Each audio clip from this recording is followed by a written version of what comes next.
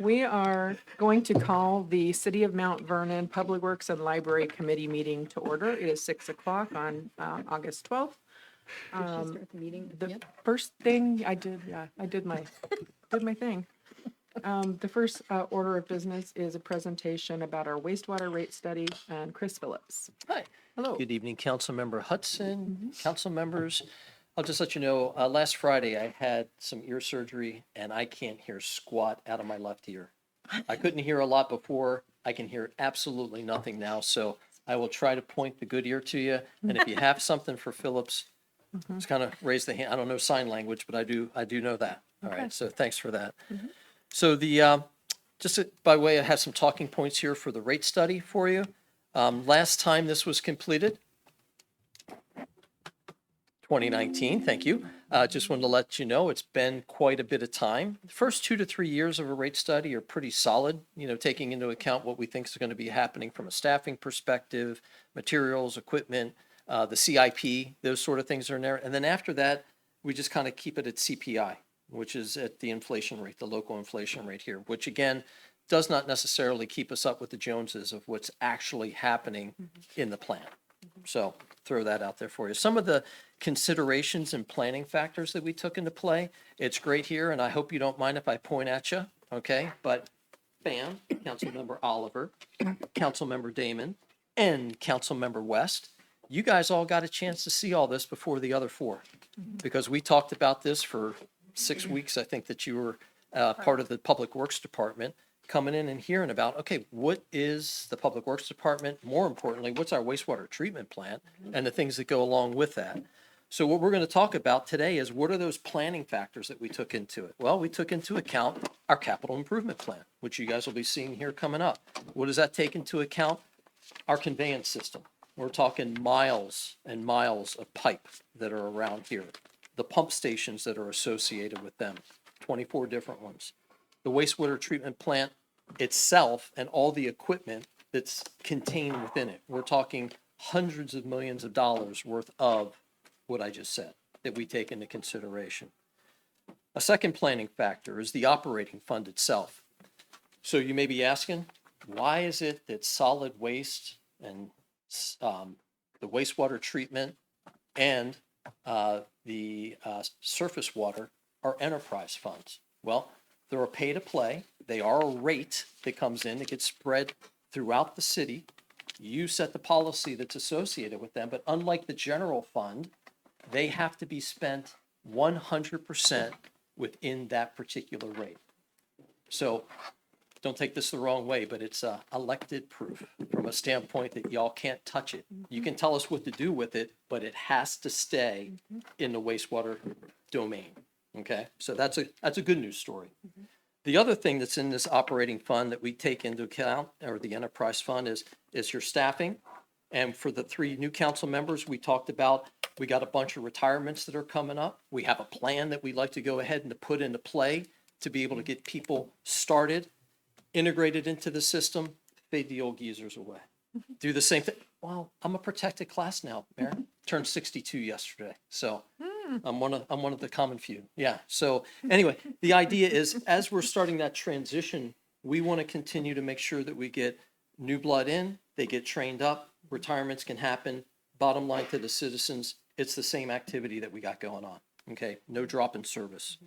It also takes into account daily preventative emergent maintenance that comes into play, and I'm sure you guys have seen all of that coming in there.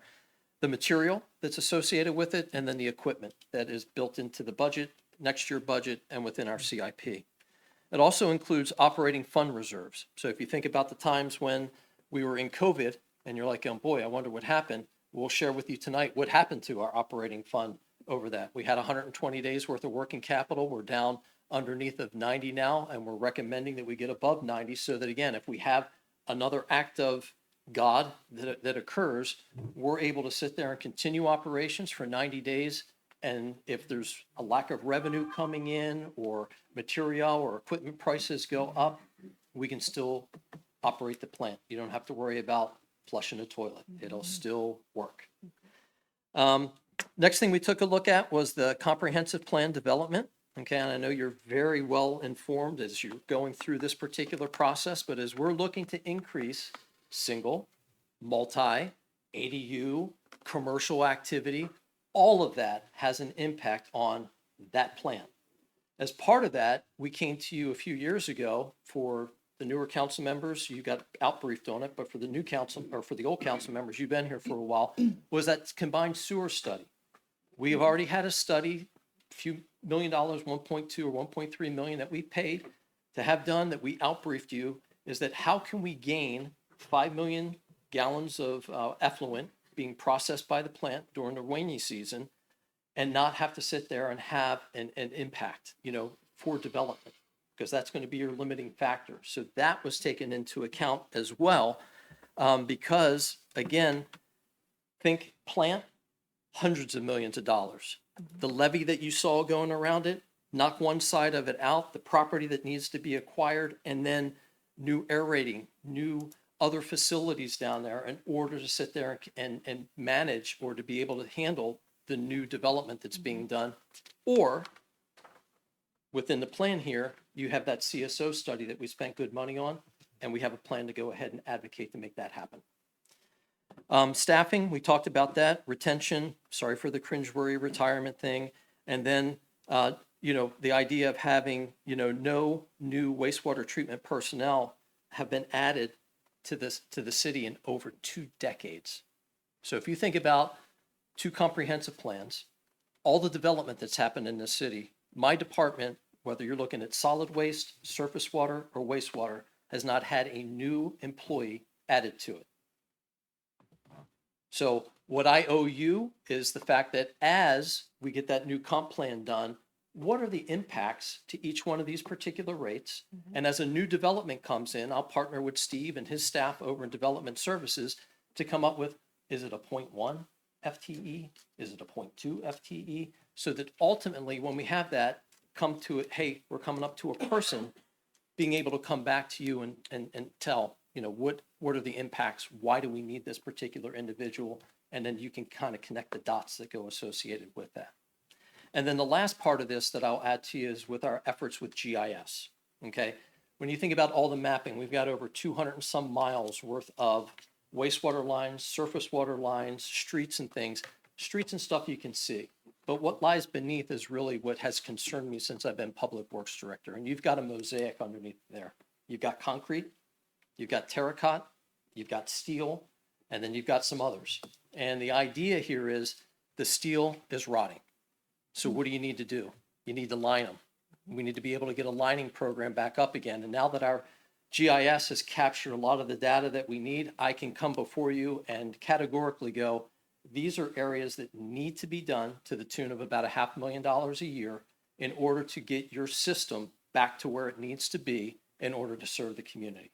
So again, a lot of these things, the new council members, sorry, you got it in 6 weeks or so of conversation and a lot of head nods there. So I appreciate that. And for the older council members, this isn't anything but just a review of what's happened in the past. But these particular planning factors, if you will, apolitical. Doesn't really matter, flushing a toilet doesn't matter whether you're an R, an I, or a D. You got to flush the toilet, and you like to think that the water that goes back in the river meets the standard. And I will let you know that guy right there, Gary Duranzo, our plant manager, has for 20 plus years, our plant has received awards from the state for doing things the right way. So again, your subject matter expertise down there, I think, is beyond reproach. Without further ado, I'm going to introduce you, Kevin. Why don't you come on up? And Kevin's going to go ahead and provide you, it's like 13 different slides that you've had a look at. What I would ask is if we could go through the slideshow first, and then if there's any questions that you have in there, that we go ahead and handle them at the end. Okay, if that's okay. The one big money slide I would just sit there and probably say is slide number 9, which gets into options for rates. You got a glide slope like that. You got a glide slope like that. You got a few that are in the middle. It's open for dialogue and conversation. And I think, again, it should be a good spirited conversation as we move forward. Without further ado, Kevin, you got it. All right, thanks everybody. Nice to be here with y'all. We'll get into it. So As an add-on to the comprehensive plan or the general sewer plan, we were looking at doing a rate study, and there are a lot of reasons why to do a rate study. And all of these things are kind of coming together for you guys right now. Chris, hit a lot of those already. Declining fund balance being one of them. The general sewer plan has the new CIP in it. Got to figure out how to fund all that. And it's been a long time since the last one. So those are the main reasons why you want to look at having one of these studies done. So what is a rate study? There's actually two studies that we're doing here technically. There's the comprehensive rate study and the system development charge study, which is also sometimes referred to as like a connection charge or a hookup fee. So the rate study is three studies that are kind of all interrelated. The first one is called the revenue requirement. That's basically your financial plan. We're taking the revenue, comparing it to the expenses, and seeing if there's a delta. And then we figure out, okay, well, how much of a difference is there? Let's look at it in a percentage way. And it kind of tells us what we need to do with rates. Factored into there also is, the fund balance piece, which we've already hit on a couple of times. How is that going to trickle down? Is there revenue in excess going to actually get into that operating fund to be able to fund, those emergencies that we're talking about? And so that's the revenue requirement. So that kind of sets the stage for the cost of service. The cost of service then takes that revenue requirement and then splits it up between your different customer types. So, your residential, your multifamily, and your commercial and industrial. So we're going to say how much of this big pie of the revenue requirement should be paid for by these different classes of service. And that's done in a couple different ways, which we'll get into. But after we figure out how much each of these customer classes should make up of this pie, then we do the rate design. And the rate design is just simply taking the revenue requirement and the cost of service and putting them together to figure out what the rate needs to be by different customer classes. Now, you guys are the regulatory body of this utility, so you guys kind of have the say of how this all happens. Different states have different rules, and one of the rules that, like, say, California has to do is they have to follow that cost of service study. You guys don't, but we'll look at that when we get there. So that's the rate study side of things. The connection fee analysis, system development charge analysis, there's a lot of different names for it.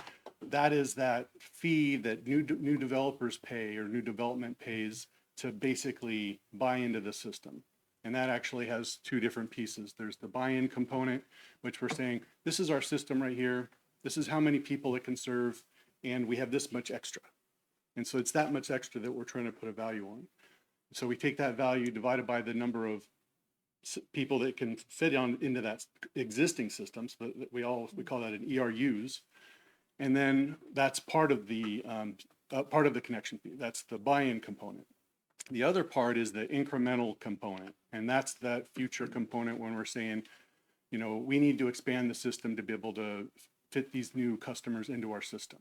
So the whole point of this is to try to create equity between the people that are already connected, have been here for years, already paid for a lot of capital, paid for the system as it sits today, and the new people that are coming in. They're going to cause you to have to pay, expansion of pipelines and the treatment plant. There's all these different things out there that need to get paid for. So that's the issue there, is trying to create equity between existing and future customers. A common term that people always say or phrase is growth pays for growth. So we'll move on from there.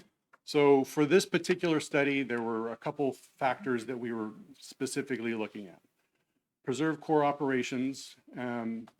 This has a little bit to do with the falling operating fund balance. So obviously, if your operating fund is starting to lose money, then you're eating into that because your revenue is not sufficient. So just to, you want to have your revenue sufficient to be able to meet the operations, keep your service levels where you want to be. And, and then the next piece of it is stabilizing the fund balance. Again, we've hit this a bunch of different times, but, the fund balance has been declining over time. And you actually have three funds, actually. There's the operating fund, the expansion fund, and the capital fund. So the operating fund is your checkbook for, paying the bills. And then your your expansion and capital fund, those are the ones that pay for the, the roof repair and all those other kind of things that everybody's got to pay for, but nobody likes to because they're expensive. But anyway, all these different things we need to consider when we're looking at this. And so stabilizing that fund, trying to get at least 60 days of operations. So basically 90 to 60 days, what that means is we're taking the O&M cost divided by 365, multiplied by 60, and that's like the minimum fund balance. So 60 and 90 are pretty standard industry numbers. Those are it's pretty standard. Now, there are a lot of utilities that have much higher. There are some folks that have, 180, some have 365, and, that's a lot of money. But, one thing that these other folks are considering is future borrowing. So Fitch, Moody's, all these rating agencies, they're going to look at how much money you have in the bank in this terms to see, like, ultimately when they decide your bond rating. And a AAA bond rating usually has upwards of 365 days of O&M. Okay, so the third one there is the invigorate the infrastructure fund, infrastructure funding. So historically, the city is always, or the utility has always transferred $1 million of current revenue, money that comes in through the door in that year, into the capital fund. And that's ultimately how all the capital's been being paid for. Not all of it, I should say. There's probably, that's like a good baseline amount, but there's going to be more here and there as time goes on, more or less, because capital is really volatile. And that's another thing you have to consider is, you can have a really low amount one year and a very high amount another year. And you guys are going to face this exact thing in the very long run. If we start to look out 20 years, there's a couple different projects out there that are pretty expensive. Mm-hmm. So we have to consider, how are we going to, curve to meet that with our operating funds or your capital funds. And then the workforce succession, we're looking at 3 new FTEs, and Chris hit on it, talking about how there hasn't been a lot of new blood in the wastewater department. So we're looking at 3 new people, and one of them is going to be, I think, replacing Gary maybe eventually someday. No. So I think that it's important to look at the positive side. Everything I've been talking about has been pretty negative. So, what have you got going for you? You have the proven in-house savings. The wastewater team has been pretty on hands at doing a lot of different things like installations and stuff. And ultimately, that's going to save the ratepayers money. So they're not hiring things out that they can do themselves. So you're saving some money there. Looking at like automation to help create some additional savings. One of the big deals is the impending payoff of your debt, which will be done in 2030. That's when it'll be fully paid off. So $1.8 million there, which is not insignificant, especially for your utility. But you also have that structural deficit, which we keep on harping on, is that reduction in fund balance. Simply your expenditures are outpacing your revenue. And then we have our 10-year capital demands, and that's also Chris hit on pretty good with the CSOs and the lining projects. And those are like year-by-year programs. A lot of times we have capital projects, but sometimes you have programs. I would call those programs. Those are things that you're trying to build into your rate over a period of time. So what needs to be chewed on with you guys is, how are we going to get there? How quickly do we restore the transfer of funds? How quickly do we tackle the CSO or the lining project? Those are the things that we have to weigh. They're all trade-offs. It's like, lower rates, it's going to take longer to do those things. So that's why we have 4 different scenarios, is to look at different ways that we can get there. So I've talked about operating reserves quite a bit already, but just to kind of hit it again, You know, we want to maintain the cash flow and, you know, there's emergencies that pop up, like Chris said with COVID-19, a lot of people stop paying their bills. And then, you know, that's going to create a cash crunch. There could be, you know, significant failures in the system that you have to respond to right away. You can't wait. You gotta hit these things right away. So that could be a significant financial impact. And then, of course, like I said before, with the rating agency, the credit worthiness. 90 days, again, conservative. 180 days, even better. But you know, let's stick with what's manageable here. Capital funding, you know, that $1 million, I think it was the last 2 years, it hasn't been fully transferred, or there wasn't a transfer just because there wasn't enough money in the bank or money coming in the door. So that's what we want to get back to is getting back that $1 million baseline amount for capital funding. Again, the timing of the sewer lining and the CSO project, you know, when are we going to do that? And also like leveraging the money you've already spent. So, you know, you've done a lot of the front work. So now put that money to work, leverage it. And then, you know, what you have to decide is, you know, how, you know, is it better to delay a year, push it forward a year? You know, what are the things that are most important from your guys' perspective? Is it getting the capital going right away? Is it getting fund balance up right away? Or is it restoring that $1 million transfer into the capital fund? So that was basically the revenue requirement in large. You know, that's what was driving that. So this is basically the results of the cost of service. Now, bear in mind, this is the upfront 12% right away rate adjustment. And what we can see here is that residential is pretty close to being at their cost of service. Multi-residential is a little bit behind compared to the overall. And then commercial it needs to go up quite a bit. Industrial needs to go up 12%. So, you know, compared to the 12%, you know, residential is pretty close. Got a actually I misspoke. A real reduction in multi-residential, you know, going down up 7% compared to the 12%, and commercial going up 18% compared to the 12%. So just to speak to multi-residential briefly. It's very common to see these kind of results in a sewer cost of service study. It's oftentimes, you know, you look at residential as a class as a whole, and in reality, there's usually a lot less like wastewater use,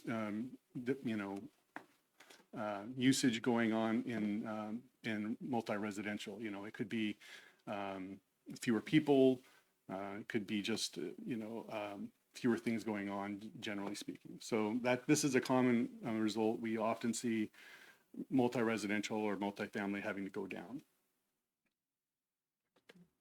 So here is that slide 9 that Chris was talking about. And so just to kind of talk this out a little bit, number one is we're going to do it all right now. You know, we're going to hit it, get to 90 days right away. Transfer that $1 million right away. No delays in the CSO, no delays in the sewer restoration or sewer lining. 2 is, you know, spreading it out a little bit. And so each of these is going to, you know, bump something's going to get bumped further out as we go, you know, further down the line. You know, you're going to stay at the 60-day operating reserve, but you're not getting to the 90-day until 2030. You're going to get that transfer of $1 million in 2028, and there's no delay in the CSO and sewer restoration. So this is a matrix, and you know, these are the scenarios that we laid out. But you know, there's a lot of different ways that they could fall together, and if you move some things around, you know, you could still come up with the same rate results. It's just that different things are moving around. So just bear that in mind as we look at these. You know, again, scenario 3. You know, getting to 90 days at 2029, operating the transfer to the capital fund in 2030, and so on. This is all here. So really, when you think about this, we're probably all going to end up in the same place as we get over time, and we'll see a slide when we get there. So just to look specifically at some of these scenarios and the results compared to for like the reserve funds. So for O and M, the dotted line is that target amount, the 90 days. And then the blue line is the, 12%, 8%. You can see that's going up pretty substantially quickly. And then the other ones are kind of lagging behind with, scenario 4 being the lowest increase, the 4%. It's getting there at a slower pace. Just to look at it from a combined reserve fund, because, that's just the operating fund and the other two are the capital funds. You can kind of see there's, a little bit of a drop down, then it kind of just springs up again as they kind of start to, get close to the same spot as time goes on. Here is the residential impact of the different scenarios. And kind of as I was talking, looking at getting in the same place by the end of the time period, if you look in that further right-hand column and see what the rates are, you can kind of see they're all close to the same spot. But it's all about how we get there. So do we get there right away or do we get there over time? And ultimately what it comes down to is if you get there right away, you're going to have more money because those rates will be in place for longer and you just collect more money through the years. So that's one thing to consider. So how do you compare with other folks? You guys, I think, are doing pretty good. We have a lot of up here of different agencies. We can see the average is that green line. That's not including Mount Vernon. I kicked them out of this average, but you can see that you're well below the average. I mean, you have to consider some of these obviously are pretty high, and you would expect them to be, right? Bothell, Seattle, Bellevue, those ones, they all have really fancy, high, expensive treatment plants. I know Everett is looking at fancy, expensive treatment plants right now, so we're all going to get there eventually. But right now, you're doing pretty good. And this is just a one-year look, so you can see like, scenario 1 is that 12%, and then scenario 2 is that, I forget the actual percentages, but you can see how that kind of dwindles, tapers off. So that was the rate study in a nutshell. So here is the connection charge. So again, this is the creating equity between current and future customers. And you can see here on the screen a pretty alarmingly large number going from $9,000 to $16,000. It's doubling. This is something that this is what the numbers tell us. This isn't me saying that you have to do this. The state law requires that we calculate it in a certain way, and essentially there are some limitation factors that we have to abide by. But ultimately, we're giving you the maximum that you can implement. But you can do anything underneath that. So you can go up to $16,000 right away next year, or you could leave it flat for the next 5 years. You could, get to that $16,000 over 4 years. There's a lot of different ways to get there. And the major considerations here is, again, the equity between existing and future customers and paying for that future capital. And possibly, development. That's something that often comes up is, whether you want to keep this fee at a somewhat lower level, especially compared to your neighbors, so that developers will come to your town and create tax dollars. So those are the considerations that you have to think about while deciding whether $16,000 is the right number. So I basically hit all this already. The main driving factor of that $16,000 is the 50 million clarifier and digester that are going to happen, not in this next 10 years, but in the next 10 years after that. So bear in mind that this is looking out pretty far in the future, but based on the growth assumptions that we have, which is 1%, it's pretty in line with what a lot of places use. But if we increase that growth assumption, what that does is that reduces the number, or that increases the number CIP, of ERUs. That's the divisor. So that means that $16,000 becomes smaller. And vice versa. If you reduce that growth factor, like to maybe 0.5%, that's going to make the number of ERUs in the next 20 years smaller, which makes your SDC larger. So just keep all that in mind. I know that part of the, maybe some discussions that have happened here is the whole nutrient removal project out in the future. That's a kind of a gray area when it comes to including it in an SDC. Because it's a regulatory project, it's not necessarily a capacity-driven project, and that's the key to including in an SDC in the calculation is it has to be a capacity, increasing project. So nutrient removal, gray area, left it out. That would have just skyrocketed your SDC. It would have been $30,000 or something like that. I can't remember exactly what it was, but it was going to be huge. So leaving it off, I think, is fine. So here we are at questions. Okay, I'm sure everybody has questions, so I'm gonna go one at a time. I mean, we'll just cycle through like we're supposed to. So who has the Melissa? I'll go first. I have one question on the connection fee.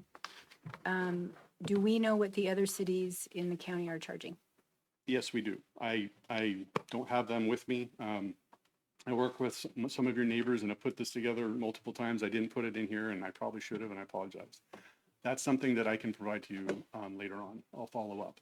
Fantastic, because whether we like it or not, we always get compared. Yeah, It's yeah. human nature. Mhm. My second question is probably more for Chris. When did we stop making our annual $1 million transfer? And why? That would probably be more Doug than me, but you want to? We can tag team it if you want. So this was the first budgeted year in 2026, and there just wasn't, the funding there was available to be able to transfer that full $1 million over into it. Oh, excellent, just this year. I mean, it's not excellent, but I Yeah, mean, just at this least year. just as This is the first year. 2026. I had envisioned multi-years. No, this is the first one. Okay, So if you recall too, we've just been at CPI for like the last few years, so that number has been dwindling. And Right, That's okay. kind of where we are. That's, again, another major reason for coming here for this. okay, thank you. Who has a question? Andrew, go. Yeah, this is just a statement. I was looking it up while you were talking. $8,900 for Cedar Woolley. Anacortes is $13,000.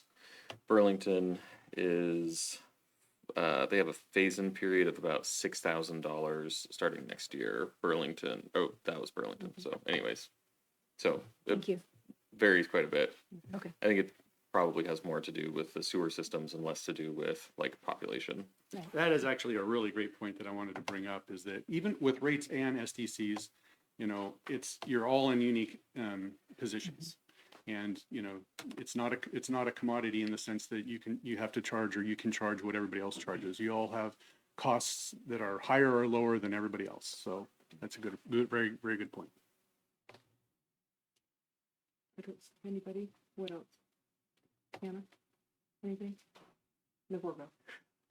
When we do this future report on what the needs are going forward, we will look at how infill development affects our systems that we currently have, and putting more load on a system there that wasn't designed for, or will we take that into account in? Well, I would say that that's probably, the general sewer plan part of it. So that's a great question, Councilmember Sarah. So this goes back to the GIS conversation that we had before. One is, what's the type of pipe? Two, what's the size of the pipe? Where I mentioned earlier is that there really is no rhyme or reason. You could have a 6-inch pipe go into an 8-inch to a 4-inch to a 12-inch. But what would come into play is much like what we do for traffic, so hey, a development's coming in, what's it doing to all the streets and things that are around there? What needs to be improved? We do have a model that's for our 12-inch lines. So basically everything that goes into it, we'll have that model, but this is another tool that development services can use, that if we if we extensively plan very well and put a new development of some sort in the area that council deems appropriate with a developer, then there will be a cascading effect of things that happen beneath. And we should be able to run that through a model and provide that impact for you. Thank you. That's what I meant to say, instead of my South Baltimore public educated way. Sorry about that. Don't Yeah, apologize, Chris. I knew what you meant. And I'll just follow up by saying, with connection charges, it's a little bit of a planning nightmare in the sense that you have this big project out in the future, like you guys do, and it's not certain when exactly it's going to get done. You know, it's going to happen eventually, but it's all about collecting that money. But there again, development happens at very uneven levels, right? It could be, fast for a couple years, it could level off for a couple years, but ultimately we want to get there in the future. So there's also a little bit of a mismatch between when the project is built versus when the project would be fully utilized, right? So, you have a certain amount of capacity that is built into, that's going to expand into the future, but, at some point, when it gets built, you're not going to utilize all that capacity. So up until that point, you would have collected some STCs, but not necessarily all the STCs that would have been, intended to pay for that particular project. Like this, just real quick. So when you think about the traffic impact fees, every year we're coming up with a new number and providing it to you. Well, I should say Development Services, working with Frank, is coming with a new number that's approved by council. You could have a similar thing happening with these impact fees, because every time something comes in, as Kevin had mentioned, you have the denominator is getting larger, so therefore the fees, in theory, could change on an annual basis. Two other fees I'd ask you for your planning consideration is your park fees, which I don't think have been updated in a while, which again is another revenue generator for new development coming in and the impacts that they will have on your parks. And the same way with fire. So there are four that come into play. And there's no reason why, just as like we had developed the TIP, and then when we're coming to you and talking about the utilities, it's the same process. We're just changing the name of what we're talking about, but the process is the same. There's absolutely no reason why that couldn't be a consideration in your discussions regarding the comprehensive plan. And Set the policy. And with connection charges, it's very common, and I believe you guys have done it in the past, where you take that connection charge and you increase it on an annual basis to keep up with inflation. Right. So that's something that it's allowed under state law. Lots of people do it. You use the Engineering News Record, CCI, or some other index to increase that, so it's keeping up with inflation. I just want to say that I was really surprised at the 1% number for growth, because we know what kind of pressure we're under from the state level to add more housing. And so are all the other cities in Washington. So I'm surprised that it's that low, to be honest. I thought it would be a little bit higher. That's a tough one. And when it comes to revenue, my philosophy is always to kind of underestimate what existing revenue would be, existing growth will be, because you don't want to be on the other side of it. And also on expenses, you want to be a little bit on the high side. Sure. So that's the conservative approach that I like to take. But once you adopt fees to, in the future, here, this year, whatever, doesn't mean it has to be set in stone. It could be looked at in the future. A lot of times, again, with other utilities, they'll adopt 4 years of fees. And the way that they kind of couch it is they say, we will go up to this point at a maximum. And basically they try to leave a little bit of room to say, if we decide that the need's not there, we'll come in a little under. Okay. Gotcha. Does anyone else have any other questions? Thank you very much for your presentation. Appreciate Thanks, it. Kevin. Thanks, Kevin. So just one closing item before we go to Frank is obviously an opportunity for you to think about policy, think about other considerations that you have. So I'll be back on the 12th, but if you have any questions in the September meeting, because again, the time is of the essence, and the longer we wait, the longer impacts it has with Doug and us, Gary, to be able to actually make some of these things come to fruition. So if there's any questions or comments between now and then, please email them out, call me. We can set up a time to meet with Kevin virtually if need be. And as long as we don't have a quorum, we should be good to go with that. Yes, sir. Mary, if you Yeah, have go one. ahead. Well, just because time is of the essence, I don't know if you're looking for a greater discussion tonight or not.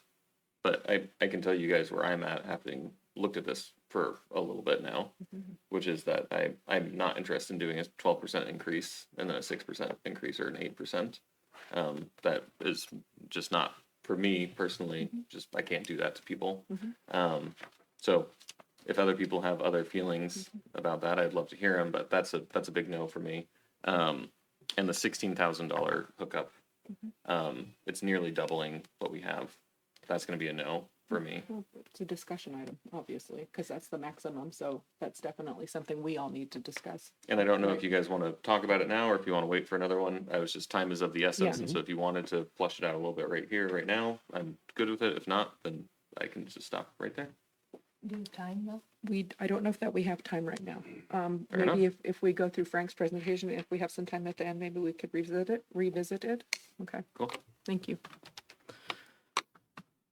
So Frank, we're going to go ahead with the, well, actually you have the last three, so I'll just leave it to you.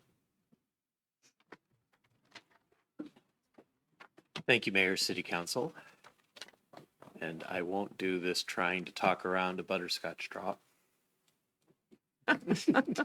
You're welcome. Nice job.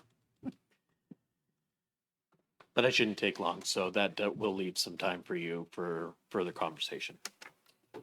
So I just wanted to start with kind of my standard update on transportation projects in the city, kind of where they are at this point in time or where they're headed.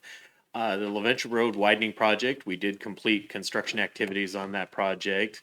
I do anticipate bringing a council accept recommendation and close out to you a little later on here, probably early fall. We're just wrapping up some final payment calculations with the contractor before I bring that accept recommendation to you. The 2025 overlay project construction actually began a couple days ago. So we have started on that project, and again, our schedule is largely to try and get the overlay work on Old Highway 99 done and wrapped up before we hit the rainy season in October. So we're kind of cranking on that pretty hard to get that wrapped up for that. 15th Street sidewalk, as I mentioned in response to a question from Councilmember Hudson earlier, we did just finish construction activities on that project. That project's kind of been aging for a while on our transportation plan, and it was one of those that I just wanted to get done and off our plates as far as that goes. So got that done. My anticipation again is to bring a council accept recommendation and close out to you here fairly shortly as soon as we wrap up kind of final payment associated with the project with the contractor. Excuse me, the 30th Street improvement projects, we're going to take delivery of the 60% plans and specs here later on this month. And so we kind of feel like that one's back on a delivery track to finish up the design early next year, which is kind of what we're trying to do in order to tee that one up to go to SCOG next spring to request construction funding associated with that project.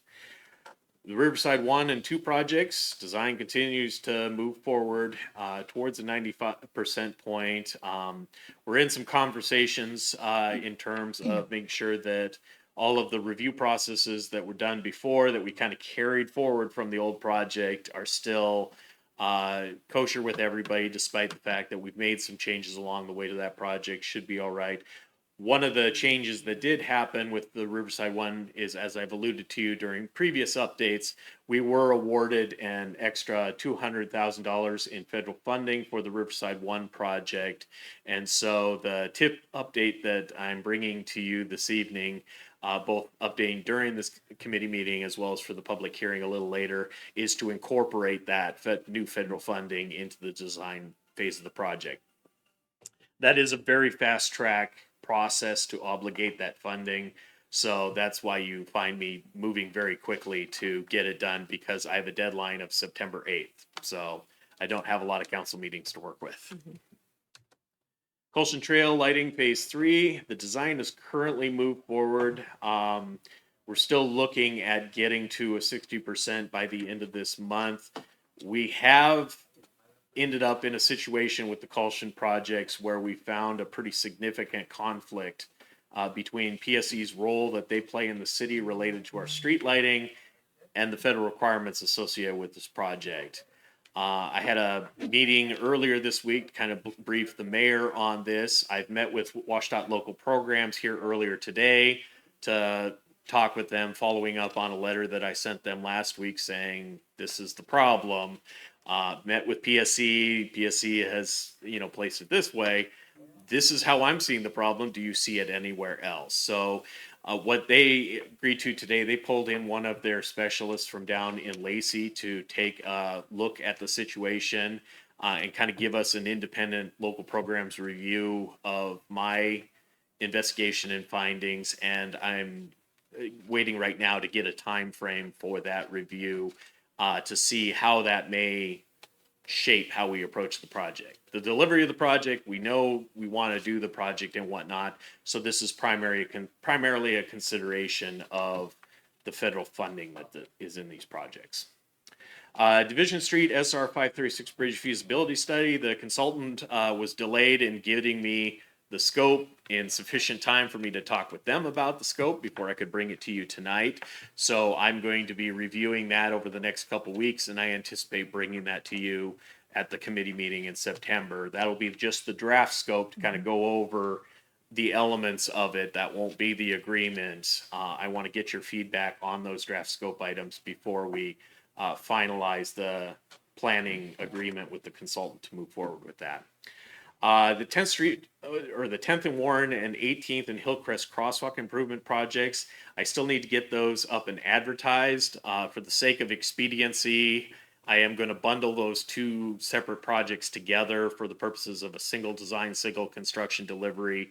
It seems like it works fairly well for these two projects, and will increase our ability to get these things cranked out in design so that we're ready to go for construction next summer on both of them. 2025 pavement preservation update. We are receiving and reviewing the draft study report in order to see if we have any final comments. So anticipate completing at least the study and analysis portion of that. And then, of course, there is the ongoing conversation in the future about the actual process of pavement preservation over the next 5 years. So there will be certainly more to come. I'm mostly just working on wrapping up the consultant study that we contracted. ADA transition plan, same thing. I do need to set up a public hearing and review of our inventory plan. I'm planning on getting that set up in September so that we can kind of bring that before you, talk about that at that point in time.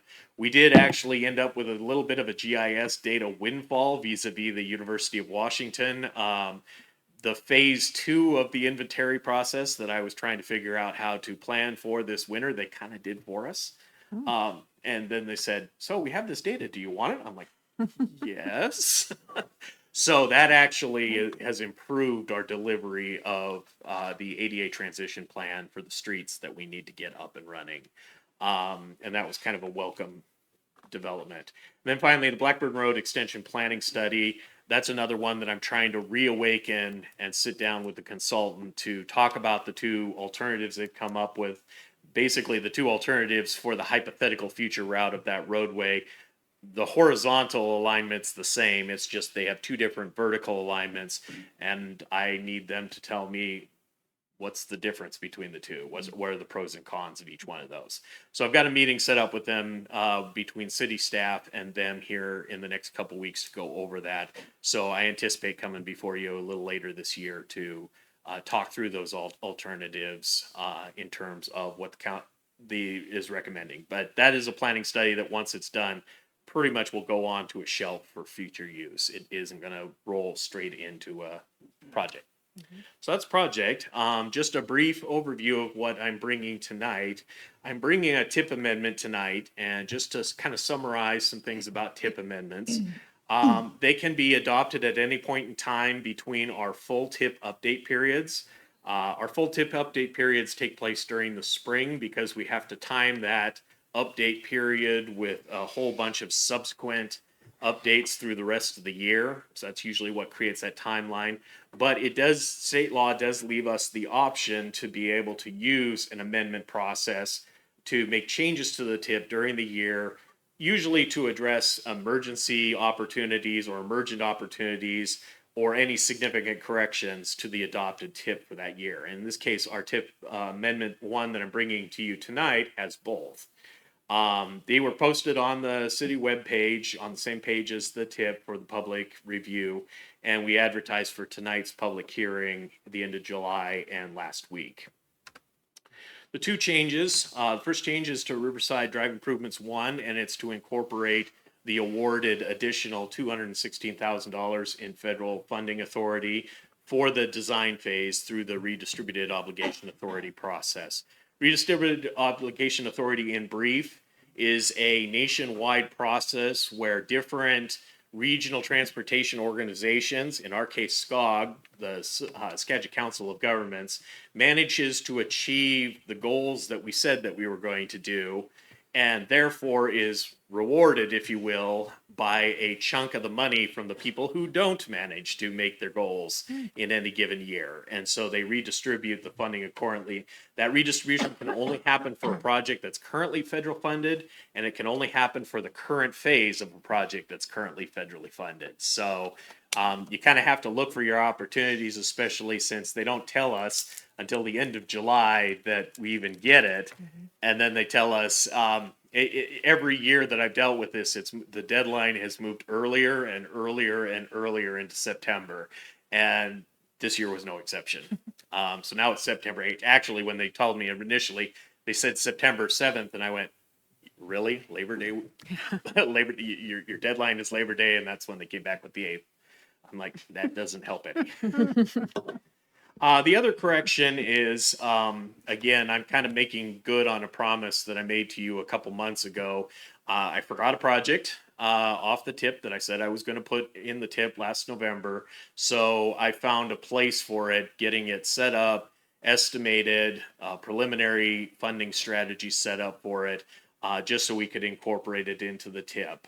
Typically speaking, we try not to add new projects through tip amendments, but like I said, this one was one that I missed, and I did say that I would do that. So that is what the second addition is. It is actually a new project. And then last but not least, just some of the contract flow that's going on right now.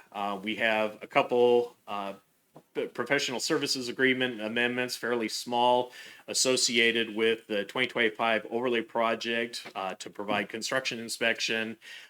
That's actually we renegotiated with the consultant, so it's actually a very, very small one, so it'll go to the mayor.